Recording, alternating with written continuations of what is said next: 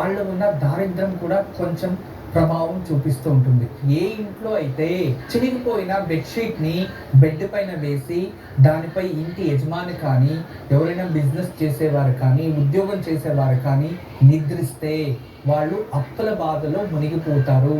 ఎంత డబ్బులొచ్చినా నిలవదు. దానివల్ల తనకి దారిద్ర్యం ప్రాప్తిస్తుంది. ఇక రెండోది, ఎవరైతే నిద్రించే బెడ్ పైన ఆహారం తింటారో వాళ్ళు కూడా మానసిక క్షోభ మరియు ఆర్థిక సమస్యల్ని, అనారోగ్య సమస్యల్ని తెచ్చుకుంటారు. చాలా మంది ఇళ్లలో పిల్లలు చదివేటప్పుడు బెడ్ పైన కూర్చొని చదువుతూ ఉంటారు. వాళ్ళు ఎన్నిసార్లు చెప్పినా అదే పని చేస్తూ ఉంటారు. బెడ్ పైన కూర్చొని చదివే వాళ్ళు సంవత్సరం అంతా కష్టపడి చదివినా ఎగ్జామ్స్లో అయితే మార్క్స్ రాదు.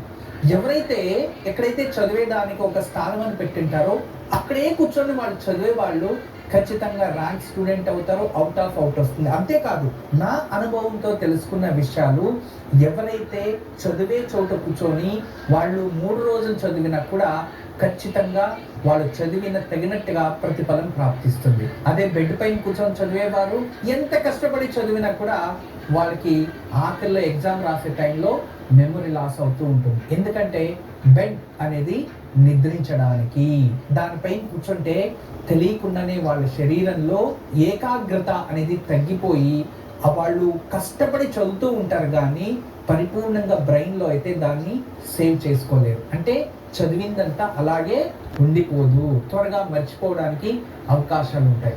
మరియు ఏ ఇంట్లో అయితే ఉదయాన్నే లేచి ఇంటి బయట ముగ్గు లేకుండా ఉంటుందో, ఏ ఇంట్లో సింహద్వారం ఎప్పుడు కూడా స్వచ్ఛంగా లేకుండా దానిపైన డస్ట్ పడడమో లేదో ఆ సింహద్వారానికి చెదలు కొట్టడమో అవుతూ ఉంటే ఆ ఇంట్లో ఎంత డబ్బు వచ్చినా నిలవదు.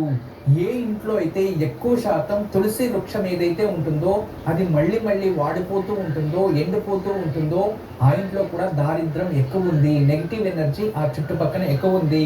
అందువలన ఆ ఇంట్లో కూడా వాళ్ళు కష్టాల పాలవుతూ ఉంటారు, అవమాన పాలవుతూ ఉంటారు.